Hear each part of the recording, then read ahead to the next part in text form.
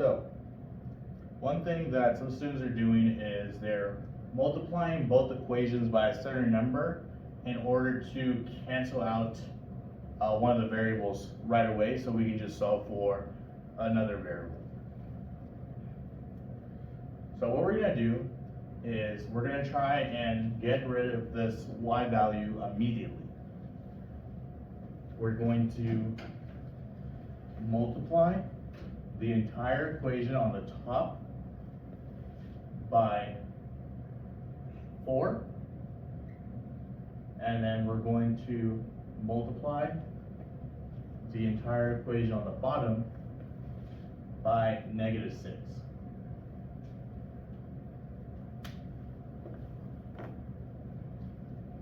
Okay, so 24 times 4 is going to give us a new equation, 96, and that's going to be equal to 12x plus 24y, then -6 times 48 is -288,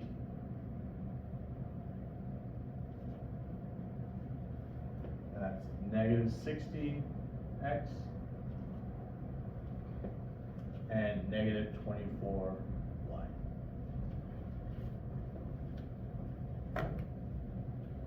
Now we're going to combine these equations in a way,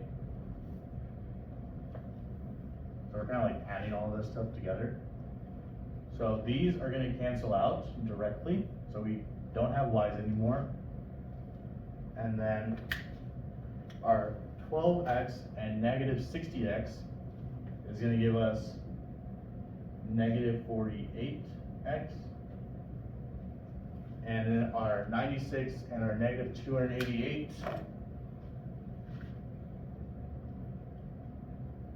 is going to give us -192.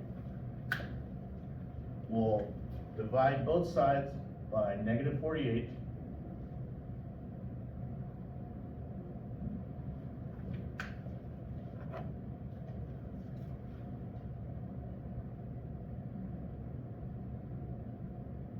So 192 divided by 48 is going to give us 4,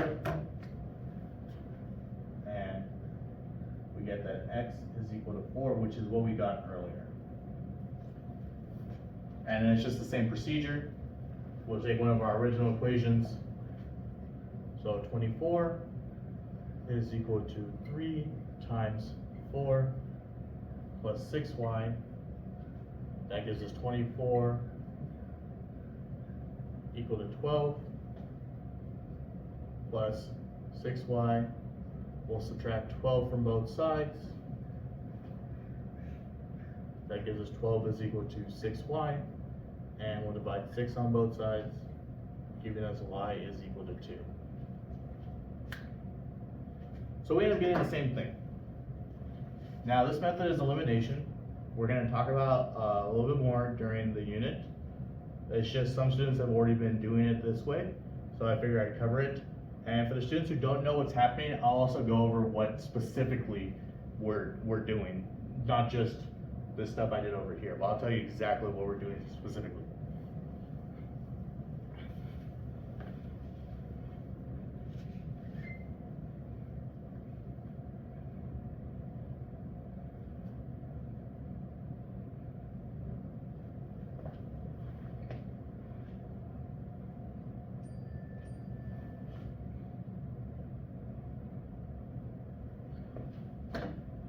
So when we do elimination, what we're basically doing is we're getting this whole number over here, so 24 equal to 3x plus 6y. We're subtracting this 24 from one side, and we're subtracting it from the other side. And we'll get 0 is equal to 3x plus 6y minus 24. And then we'll do the same thing with the second equation. 48 is equal to 10x plus 4y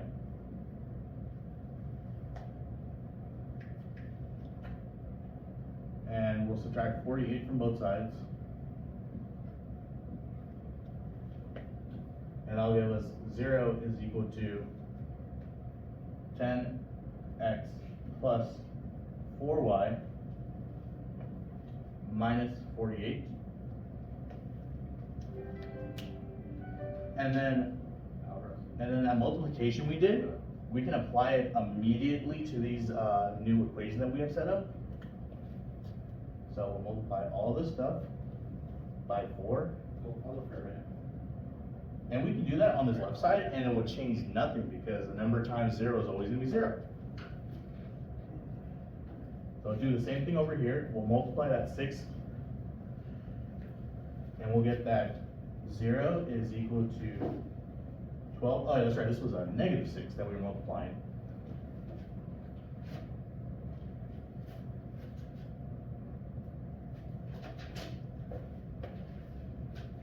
X plus 20. No, you know what? I actually don't need the negative part over here. We'll keep it as is.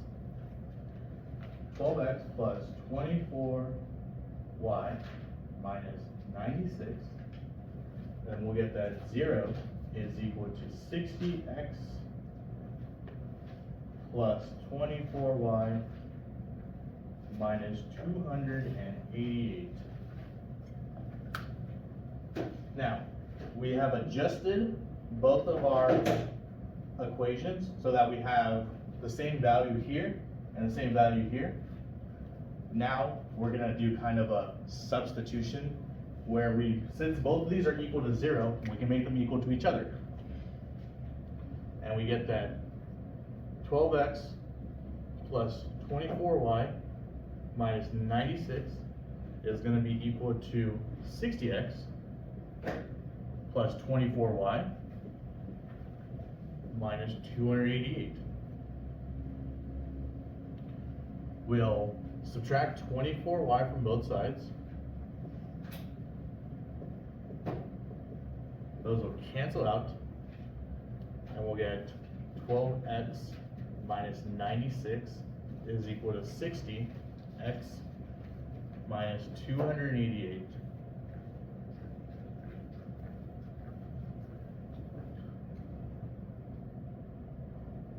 We'll subtract 12x from both sides, and we'll also add 288 to both sides. Do 2 steps at once. Your 12x's will cancel out, your 288's will cancel out, and we'll get our 48x equals 192. We'll divide both sides by 48. And we'll get that 4 is equal to x, or x is equal to 4. We've done the same exact thing, but now it's explained in a way where it's not just like random math stuff. We're like actually doing something. We're setting our equations equal to 0. So this gets set to 0. This gets set to 0. Right, and then we apply those multiplying numbers, multiplying to get the 6y into 24y and the 4y into 24y so that there's the same y value.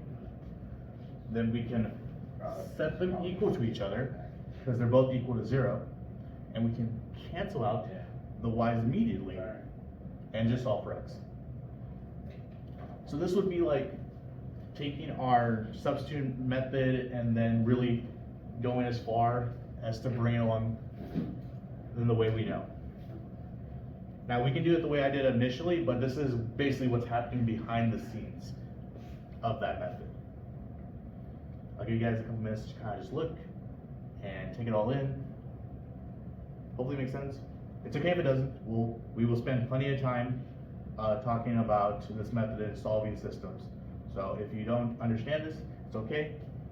We will spend time talking about it in class. class.